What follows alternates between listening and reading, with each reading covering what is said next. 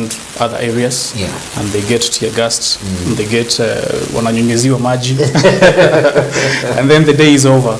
But we saw a different kind of scenario last week that we didn't expect. That is maybe what I can gather from that. And when you talk about the intensity of last week's Mandamano, to you, what do you make of the happenings in Mulolongo on Wednesday? Doesn't it seem like this was sort of a premeditated move that, okay, this is going to happen, all right, then this is also what we're going to do to sort of counter-effort what other people are doing, or what do you pick of that? What happened at Mulolongo is something that was really unfortunate. In a very big magnitude. If you can look at how people were destroyed and how the police responded to what happened at Mulolongo, it looked like it was a war zone. People were fighting, people were very rowdy, the police were shooting. I saw a clip where there were around 8 or so vehicles just moving and stopping, and then police just getting out and start shooting there. It was a very ugly scene, and it was a very embarrassing scene even to the international community from our country. When I look at that scenario at Mulolongo, it is as if it was planned. It is because it was just concentrated in one place, and those people were just doing exactly like what they wanted to show. So it was a bit like it was premeditated, but then again, you don't know among the flanks. Amid all this chaos, you wouldn't really know what's happening. The mastermind. Interesting there. And the response that we got from the UN, the Human Rights Commission from the United Nations, that where they said that indeed, if the Constitution allows for people to picket, then how the Kenyan government responded isn't the right way to respond. And the commission, the UN commission that represents Kenya, went ahead and said, okay, yes, we understand what you're trying to say, but you are also reading from a different script. And I bring in this statement from the point where you say this is not a good picture to the international community who are looking out at what Kenya is doing exactly. To what extent is the Kenyan image being dented because of this, what is happening in the country? Well, we have to go back to Article 37 of the Constitution.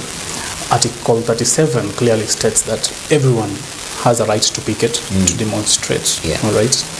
But it also says that those people who are demonstrating should be unarmed and they should be peaceful. So if you're looking at these conditions that the Constitution has given for people to demonstrate, we are looking at a situation whereby we are having these young people who are demonstrating, and also we are having the police on this other side.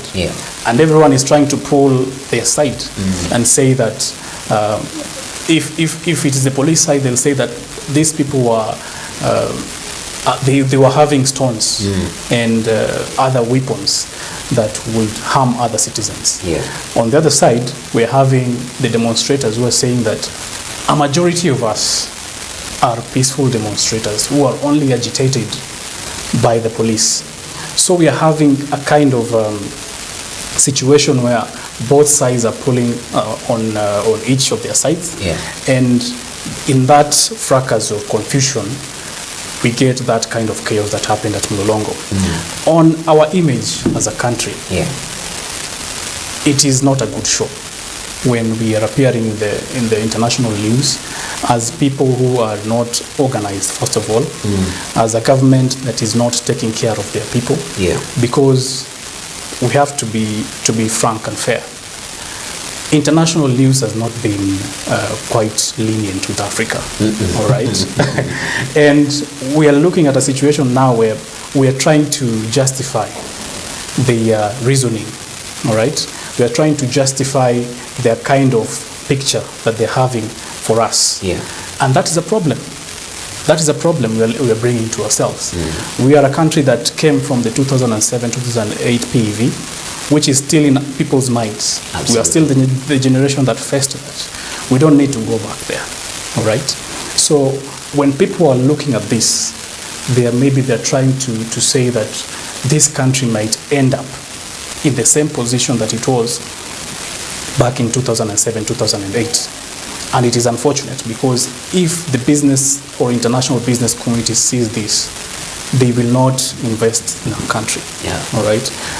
If other organizations, we're a country that is hosting a branch of the United Nations. Yeah. We're supposed to be a good show of the international community, and this goes both to the Azimio and the Kenya Kwanza group. Yeah. They should find good measures to find a problem in this, to find a solution to this problem. But then you would wonder, how do they then find a solution when Sifuna, senior police officers have chosen to ignore, when we have leaders such as the Secretary General of ODM and the Senator for Nairobi, whose utterances said today actually senior police officers chose to ignore illegal directives from CS Kindiki, and also saying that their signature collection website has received more than 1,000 attacks. How do we then talk about peace when we have people who continue to push for these hard stands? And our director could give us the clip by Nairobi Senator Edwin Sifuna, so that we could get to hear what he said. I have received intelligence that in fact senior police officers in the Kenyan Police Command have chosen to ignore the illegal directive that was given by CS Kindiki for police officers to shoot protesters. And that is the reason why the president convened a PG, because he knows the police will not do his dirty work. He has now told his own members of parliament to mobilize people in their constituencies to come and harm protesters. We want to say here to those of you who might be mobilized to come and fight your fellow Kenyans, we are not the enemy. We are not the ones who have added taxation on fuel. All these members of parliament here voted against that bill. You cannot come and fight your fellow hustlers in the streets. You cannot come from Madare and think that you are better than the person who comes from Kasarani. If Kenyans are sleeping hungry because of the price of food, the hustlers are sleeping hungry, and members of Azimio are also sleeping hungry. For a president to convene a meeting where he sets his own people against each other, I think we have never come to such a law in this country, and we must condemn it in the strongest words possible. I want the people of Azimio to know we have won the argument. By the time you hear a professor of law like Kindiki saying he no longer wants to hear English or Swahili or constitutional concepts, it means we have won the argument. They have no answer to the questions that Kenyans are asking them. That is why a professor, somebody who should be encouraging discourse, constitutional discourse, and encouraging the development of law, would get to a point and he says, sasa hii kizungu imekuwa mingi, wajuaji Nairobi wamekuwa wengi, sasa tupige hao risasi. It means we have won the argument and they have no answers. Finally, we will not fight our fellow countrymen. I want to make it very clear. In Nairobi we live as a community. Kikuyu, Luya, Jaluo, kila mtu hapa. Saile Jaluo analala njaa, Muluya analala njaa, Mkikuyu analala njaa. We will not fight our fellow countrymen. In fact, some of these members of parliament who talk, you know, we are with them in the Senate. Mtu kama Cherargei. Yeye anaweza piga nani hapa mbele vile mnaona hapa. Who can Cherargei fight here? Eh? He talks like that because he knows he's going to hide behind the instruments of violence of the state. Senator Cherargei, instead of organizing your boys to come and fight peaceful demonstrators, just come and fight Sifuna. Hey, akuje tu tukutane watu wawili. Lastly, they are crying and saying, oh, this signature thing is going nowhere. But they are actively sabotaging the collection of signatures. We have had over 1,000 attacks on our website that is being used for collection of signatures. They have even cloned the website to try and, confuse our supporters. But we are saying Kenyans want to eat, and they want to eat today. It doesn't matter how long you cover your ears.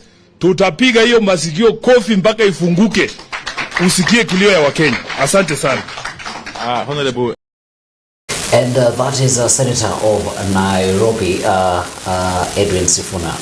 And he has mentioned about, or he has hinted about the utterances by the president. And there is something that I would like to pick on to what he has said. And this is what the president said, I think, if I'm not wrong, over the weekend. And he said that the former president, Uhuru Kenyatta, should stop financing the former prime minister to fuel the demonstrations in the country. And that's something sort of sparked in my mind when I look at the work that the former president has been doing across Africa. I look at the peace deal that he brokered in Ethiopia with Eritrea. Look at the work that he's doing with the Democratic Republic of Congo. I look at that speech that he delivered during the inauguration of the Nigerian president, Bola Tinubu. When you look at all this work that the former president is doing, and then you swing or liken it to what the current president is saying in the country. Honestly, correct me, or what would be your point of view? Why would a man like the former president be creating peace in countries around his own country and then be fueling chaos in his own country? Well, Alan, politics is a tricky space. Yes. And sometimes what you see is actually not what is happening. Yes. Yeah. Well, I'd say this. The former president has been very, very vocal about, first of all, I like him because of Pan-Africanism. Yes. He likes this situation whereby he needs Africa to unite, to become one. Yes. And there is also another aspect to it, because if you're looking at the national politics, yes, the former president, if we take it on just surface level, yes, the former president was supporting the former prime minister to become president. Absolutely. And we imagine that he put his all to supporting the former prime minister to become president. Yeah. And that didn't happen. And now we have someone else in office. Yeah. And this someone else in office, he said that he's not going to follow up on anything, that he's a person that will not have vengeance on anyone. But we are looking at situations whereby, for example, Brookside, I read somewhere the other day, I think it's the East African or something, Brookside, Uganda, has been denied the rights to sell to Kenya. Yes. And instead, Lato has been given that permission to sell to Kenya. Yeah. And you see these, and we all know that Brookside is linked to the Kenyattas. Yes. So we are seeing a kind of a pattern whereby the businesses of and the influence of the former president are being attacked. And so the former president also is looking at a situation whereby he has to... How do I safeguard my enterprise? Of course, he has to safeguard, he has to defend himself in some way. All right, he's not active. He cannot. Of course, he cannot be active in Maandamano. And he's out there. And he's out there parading peace in other countries. Yes. So what can he do? He can finance. Of course, we don't have the details or the truth in that statement. But that's just what the politicians are purporting. All right. So that is the angle at which the former prime minister can support this struggle. For the former president, sorry. All right. Interesting perspective to look at it, but also when I look at the different arguments that are on the internet, there is a clip that I was following, and while the president was exiting power, there was an eminent airstrip that was being constructed at the Northlands, piece of land that we all know is owned by the Kenyattas. And a recent release by the Airports Authority showed that that airstrip is still under construction. So you would say that if indeed the president is against the business with the former president, then these are some of the lucrative deals that would definitely still be toned down on. Yes. At the end of the day, then I'll go back to my statement and say that politics is very tricky. Right. The former president and the current president, we have to remember that they had this very good bromance. And it reached a point sometime last year and early this year when some people in the Azimio lot were saying that hapa tulichezwa. And they were saying that it was a long con. I remember Babu Owino saying that it was a long con. We cannot block our minds and say that we cannot look at that perspective. Also because it is purported that the sitting president didn't do enough, didn't do much to support the former prime minister, of course legally, of course. So we are looking at a situation whereby perhaps, and this is something that everyone has to know, there is background talk. There is always background talk. There is always a channel of communication that we are not privy to as citizens. Exactly, and it is open. And these people talk. They discuss on what, on how they are faring on, on what maybe is pinching them, and some things can be allowed, some cannot. And this is just in the background. We don't know, all right? But to keep the masses very eager, to keep the masses, to keep their backgrounds, they have to feature like they are not terms. Yes. So it's also a game that, as you put it, politics is a very interesting game. It is. And when we look at another story here, as the political parties committee called for dialogue between Ruto and Raila, and we're going to have the director play that for us right about now. As the clip is playing, I want you to think about what is it going to take. I know we hinted about it when we started the show, but what is it really going to take to have a truce between, is it even a truce? Is it even a truce? What exactly are we even looking for? Because if it's a truce, for what exactly? You would ask yourself. Mr. Director, give us that clip, and when we come back, we're going to be speaking more to it. PPLC calls upon patriotic Kenyans to interrogate the Kirigira report and its various recommendations on our elections.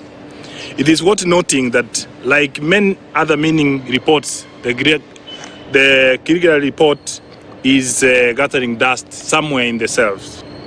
Yet to date, there is yet an credible solution to electoral reforms in Kenya. The current political austerities, the impulse and the grandstanding cease forthwith. That all-inclusive Kenya National Dialogue and Hearing Conference be initiated. This should include all fully registered political parties, religious leaders, civil society, and professional bodies. Maandamano ni haki ya kila Mkenya kikatiba. Wale wanaodhibiti maandamano, wanaopatiana ulinzi katika maandamano ambao ni polisi, wapatiane ulinzi kwa mujibu wa sheria iliyowekwa. Na wale wanaoenda kuandamana wasichukue nafasi hiyo kukeuka sheria. Polisi fuateni sheria, waandamanaji fuateni sheria, kwa sababu Kenya inapoenda maandamano yatakuwa juu ya mambo mengi. And what basically is being said there, let police provide security or defense for the demonstrators quickly. Is this a possibility or not? It is not even supposed to be a discussion. Yes. The police are supposed to protect the citizen in whatever condition that they are in. And be it maandamano against the government, be it whatever they have to be protected because we pay taxes to be protected by the police. And it should not be a negotiation that whether the police should protect or fight the people that are demonstrating. They are supposed to protect them. It is in the law. It is their duty. Yes. And this is where I would like to bring in, I don't know if the director has that clip, but if he does not have it, it's still right.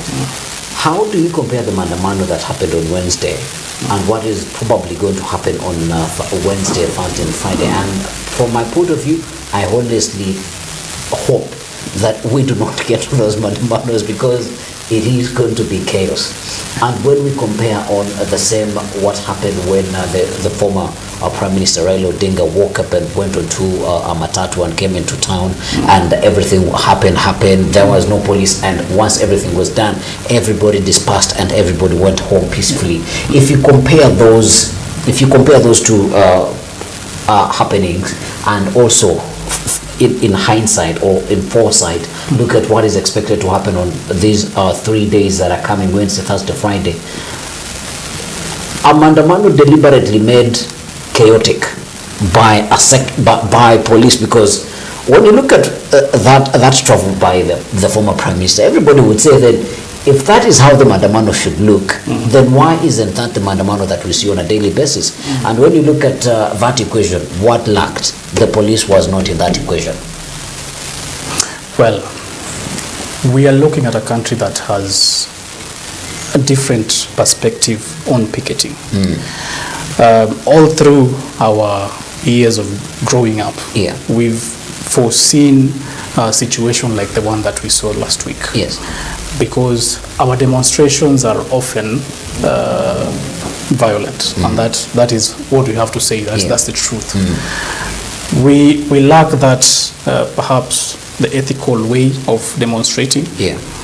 But I will also say that there are other periods where the police will agitate the demonstrators by firing tear gas and being very violent against them. And these people don't have any other way to defend themselves. They are not carrying guns. So they have that frustration turns out to be the chaos that you're seeing out there. So it is on both sides. This maandamano and the chaos that comes with it. It should be on both sides. The demonstrators, and this is the political parties, they have to really stipulate and encourage their followers to be ethical, to follow the law, to consider other people doing businesses, and to just picket peacefully. And the police should also be told, or should undergo training, so that they should know how to perhaps treat these people who are demonstrating. They should understand that is democracy. That is how democracy works. If you prevent people from demonstrating, and they are demonstrating for the rights of everyone, your right is also included in that. So they should be taught on how to demonstrate or to picket, and also the police should be encouraged to treat them, to arrest them. If they are breaking the law, arrest them. Don't beat them, and that is how it's supposed to be. And as we're coming to the end of the installment of the show this Monday, what is it going to take, and under what circumstances don't we see the demonstrations that the Azimio flank has promised starting Wednesday? Under what circumstances do you see that that demonstration would not happen? Well, as I'm looking at this demonstration that is supposed to happen from Wednesday, Thursday to Friday, I'm thinking like they will not go to Friday. That is just my perspective. They'll not reach Friday. If at all, they'll happen on Wednesday. Because I know there is back channeling, as we said. These people are talking. And the president gave a very hard stance. I don't think the president would go ahead and arrest the former prime minister. I can give a case study, for example, what happened in Pakistan when the president of the day, the current president, tried to arrest the former the current prime minister tried to arrest the former prime minister, that is Imran Khan. And the entire country went into chaos. Total chaos. We don't want to see that here. And of course, we saw the same thing happen in South Africa when Zuma was trying to being arrested. Exactly. We are not saying that the former prime minister is untouchable or about the lawyers. We're just saying that the president should be considerate of the repercussions that can take place. We should not make decisions just because we want to make decisions and look fun. At the end of the day, you are the president. If this country burns, it will be on you. So the president has to be very, very cautious on the utterances, first of all, that he gives. He has to be very cautious on how to treat these other people. There are other ways of, I can say, punishing these political parties or maybe these bigwigs for not adhering to the law. We have financial kind of punishment that they can take. So we are looking at a situation whereby there is talk already, and that one I know there is talk behind the curtains to stop this maandamano. It happened the other time, and they came out and just said it will not happen, and we are going to open dialogue. So that one I know is happening, and the president and the former prime minister also don't want. I believe their goal is not to burn this country. Absolutely. At the end of the day, you want to be president of this country, of Kenya, with people. Yeah. All right? there is a politician who said that, okay, kill all of us, then we'll see who will be able to lead. Yes. Yeah. Yes. You want to be a president of people. Yeah. The prime minister want to lead also people. Yeah. You know, you don't want to cut this country into two or something, or that rhetoric. So at the end of the day, we have a country to preserve. We have a name to preserve, the Kenyan name, the Kenyan flag to represent out there. And if at all we're looking at all this, then it is up to even the people to see that as very important. At the end of the day, if you're going to maybe try to remove the president in power, it's going to take a very long process. Absolutely. Maybe even 2 years, 3, for the president to be removed in office. And also with the president, with the kind of numbers that he has in parliament, probably that is going to even a longer term order. Yes, of course. Yeah. And if you're looking at the president and the prime minister, both of them have numbers. Yes. Of course. So there's no one that has maybe so much popularity than the other. You're almost, even if you take the elections into consideration, they are 50-50. So we cannot say that one is superior than the other. Absolutely. They should tone down and look at the common mwananchi, what they are facing. And I like what Sifuna said there, that if people are going hungry, we are going hungry, all of us. If you're feeling the pinch of the pockets, we're feeling the pinch, all of us. And that is something that they should consider. That is something that these leaders should take into consideration when they're making utterances, when they're making decisions. I don't know if I should call it interesting. I don't know if I should say that whoever has ears, let them hear. Let them hear. Is it hearing or listening? But as Bonnie has put it rightly, then as we are waiting, to extend it a little bit, as we are waiting for, or as we are looking forward to what other political leaders are going to do, what does the common mwananchi, or what does the Kenyan do in the meantime? In the meantime, we have a responsibility as citizens of this country to give our grievances if at all we are seeing that things are not going in the right way. That is our responsibility. How we channel that is up to us. There are some people who will go through their elected members. There are some people who will take it to the streets. We cannot sit down and just wait for things to maybe try to get better, if at all we are seeing that they're not getting better. We have also to understand the measures that the government is taking. We have to interrogate these theories, these ideologies, and see if they are really true, if they are working. So we have to, as citizens, we really have to understand the political scope of what is happening. At the meantime, we should maybe try to listen, and listen keenly at these politicians. Don't just listen at the first level or surface level. Listen keenly at what they want, and if they have your interests at heart. Yes. And as they say, whatever somebody is saying on face value, there is a hidden meaning in whatever they are saying. Thank you very much for tuning in this evening, and we do not take it for granted that you have been with us. This is the kind of conversations that we are going to be having every other Monday evening, and we are going to be bringing them to you live. And I've been your host, Alan Herbert, with Boniface Miripo. Boniface there. And do engage with us on our social media platforms as well. You can find me at the Alan Herbert and _bonified. _bonified. Thank you very much, and let's see you next Monday. Good evening.